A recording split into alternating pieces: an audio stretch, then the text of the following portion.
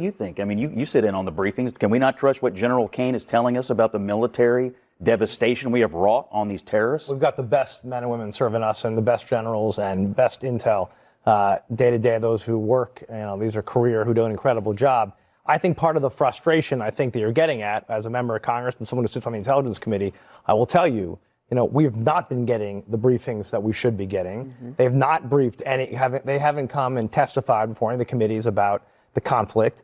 It's very difficult to get this information out, and he hasn't laid out to the president hasn't laid out to the country in a clear way and or to the Congress of what are the objectives? How do we know what a win looks like? In today's video, Congressman Josh Gottheimer absolutely schools Scott Jennings on Newsnight with Abby Phillip. This isn't just about politics, it's about clarity and accountability. When you've got reports of internal disagreements inside the administration and even concerns from military officials, that's a big deal. We've seen in past conflicts that unclear objectives can lead to long-term problems, like during the war in Afghanistan, where shifting goals made it harder to define what winning even looked like. And then there's the messaging gap. On one hand, you're hearing claims of overwhelming dominance, but on the other, there are real incidents like losses and setbacks that suggest it's not that simple. That kind of disconnect is exactly what starts to erode trust, not just in Washington,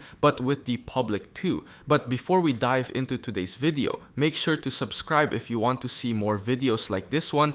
Tonight, Defense Secretary Pete Hegseth is being accused of misleading Donald Trump in his assessment of the war in Iran.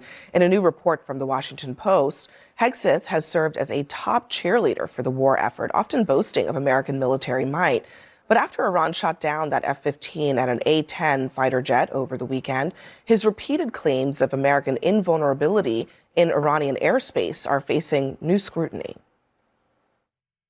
Starting last night and to be completed in a few days, in under a week, the two most powerful air forces in the world will have complete control of Iranian skies, uncontested airspace. Iran will be able to do nothing about it. We're hunting and striking death and destruction from above. Iran's air defenses flattened.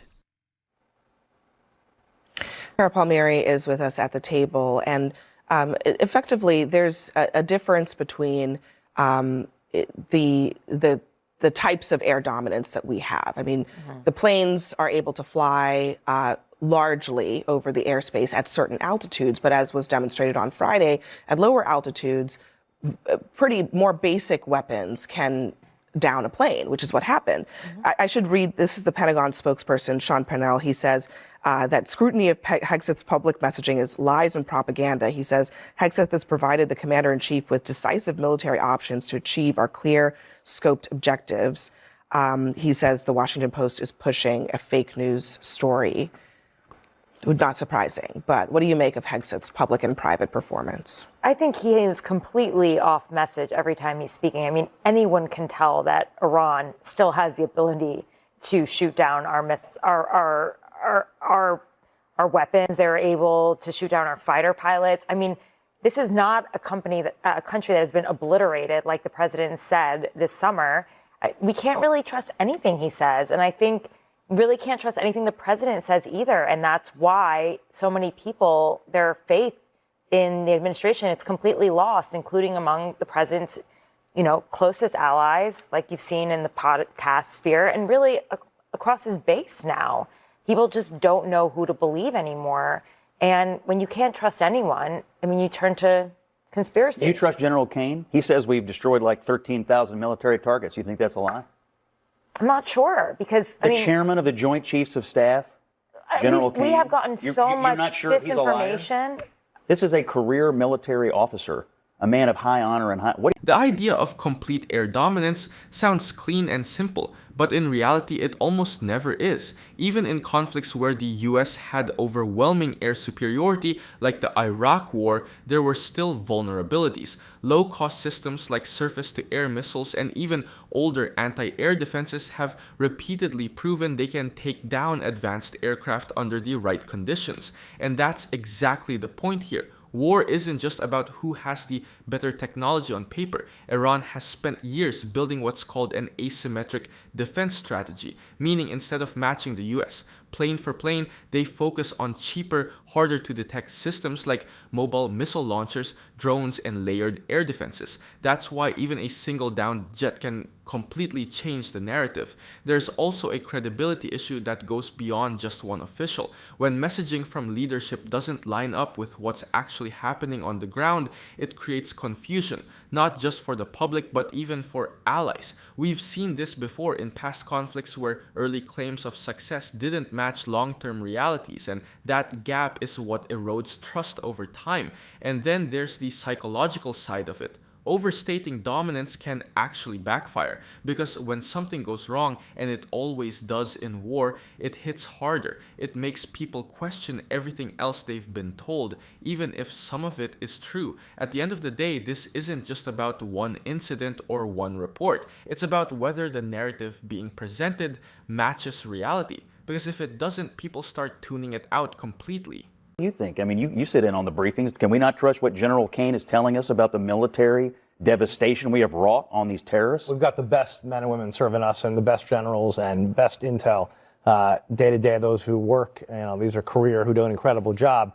I think part of the frustration I think that you're getting at as a member of Congress and someone who sits on the Intelligence Committee, I will tell you, we have not been getting the briefings that we should be getting. Mm-hmm. They have not briefed they haven't come and testified before any of the committees about the conflict. It's very difficult to get this information out, and he hasn't laid out the president hasn't laid out to the country in a clear way and or in order to the Congress of what are the objectives, how do we know what a win looks like? And I think you were laying out a lot of the things of what we hope to have accomplished or hope to accomplish in the future. And I know that I want to make sure we've gotten done diminishment on the missiles, on the drone program, on the terror program, on their nuclear program, right? Those are all key objectives. We're just not getting the information that we need to be making some of these calls and to know really what to believe and what not to believe, and that's the frustration. Also worth noting that CNN just reported this week that Iran still maintains a lot of its ballistic missile capabilities, its drone capabilities, despite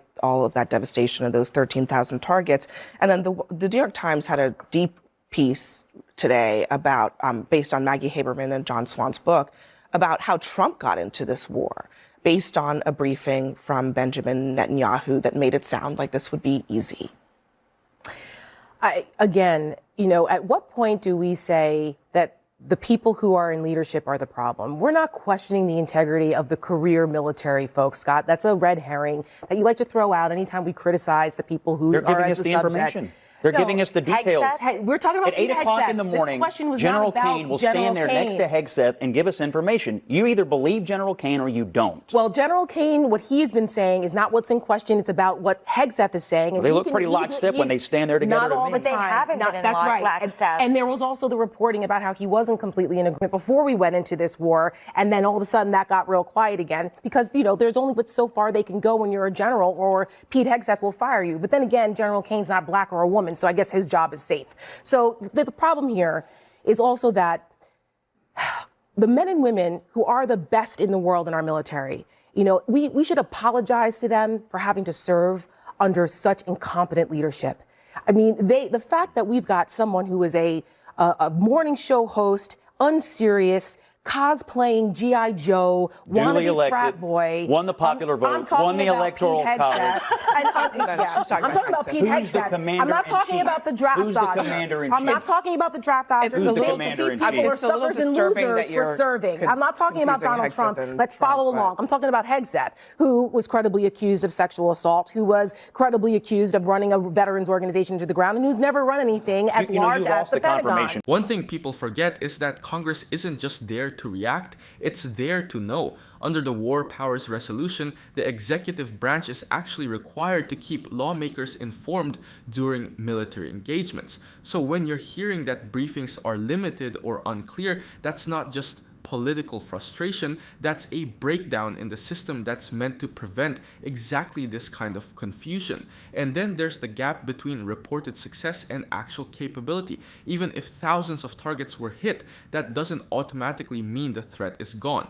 Military analysts have been saying for years that Iran's strength isn't just in big visible assets. It's in its dispersed missile systems and drone networks. Those are much harder to eliminate completely, which is why reports showing continued activity don't necessarily contradict strikes. They highlight how resilient that structure is. We've also seen this pattern before.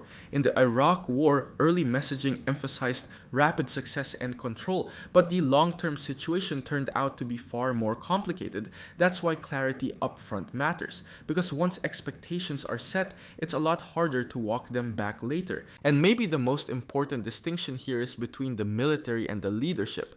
Career military officials provide assessments based on what they see, but how that information gets presented to the public can vary depending on political goals. That's not new, and it's why independent oversight exists in the first place. Because if lawmakers and the public don't have a clear picture, it becomes impossible to know what success even looks like. And that's where the real concern is. Battle. So you lost it. It's over. You don't have to keep fighting it. You know what? If you want to keep defending, if you want to keep defending, you don't want to. You lost it. These were the same talking points of last year. You lost it. But the American people who are very upset with what's going on, and a lot of MAGA people who don't want their sons and daughters being sent into forever wars that Pete Hegseth and Donald Trump and all these folks promised they wouldn't do. You can look at the polls and see how in trouble Republicans are because is that the how American you'd run people. foreign policy by polls All right, alone? let me let Chris have a competent people, not have a word morning here show before hosts. we go. Go ahead, Chris. No, I think, first of all, I don't think it's very fair to have two terrorists from Jersey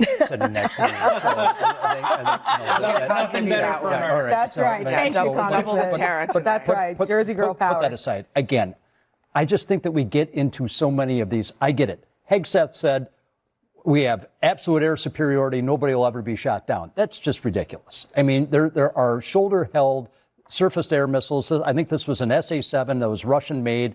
These can easily be smuggled in. Mm-hmm. They're always going to exist there. You cannot lose sight that we have, through our military, decimated what has happened in Iran right now. And it's a safer world because of that. It's safer in Israel. It's safer because Hamas is not going to be getting a bunch of weapons. But not for anyone who is around Iran. Talk to Lebanon right now. Do you think they think it's a safer world right now? Explain what about this to the me. United Why Arab? did Bahrain put forward a UN resolution and China that said open the strait, and China and Russia said no?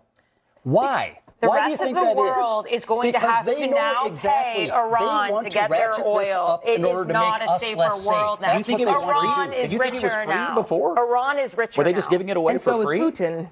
Was the oil free before? Scott, Scott, we got to go. But listen, Iran was selling oil at a huge discount because it was sanctioned. Mm-hmm. That oil that is on the ocean has been unsanctioned by this administration, and now they are tolling boats coming through the Strait of Hormuz. So they are making, guys, they are making billions of dollars. Don't take my word for it. You can go look it up. Next for us, some of MAGA's biggest voices are furious now at the president. This debate gets loud, but when you really break it down, Tara and Abby's side lines up more with how these situations actually play out in the real world. Because first off, the idea that overwhelming military force automatically makes things safer doesn't really hold up historically. We've seen that before in conflicts like the Iraq War, where major military victories didn't prevent long-term instability. In fact, in many cases, they created power vacuums that made things worse. Then there's the whole air superiority argument. Even when a country dominates the skies, that doesn't eliminate risk. Portable systems like the Russian-made SA-7 or similar shoulder-fired missiles have been used for decades to take down much more advanced aircraft. These are relatively cheap, easy to move, and hard to completely eliminate, which is why even the most advanced militaries can still take losses. And the economic side of this is huge. The Strait of Hormuz handles roughly 20% of global oil supply, so any disruption or even the threat of it can send prices up fast. That doesn't just affect governments, it hits everyday people through gas prices, food costs, and inflation. On top of that, if sanctions are loosened or bypassed, it can actually give countries like Iran more revenue in the short term, which complicates the whole idea of weakening them. There's also the global response to consider. When you start seeing countries like China and Russia pushing back at the UN and regional allies reacting nervously, that's a sign the situation is far from stable. A safer world usually comes with broader international alignment, not more division. At the end of the day, this isn't just about whether targets were hit or not. It's about outcomes, long-term stability, economic impact, and whether the situation is actually improving or just shifting into a different kind of problem.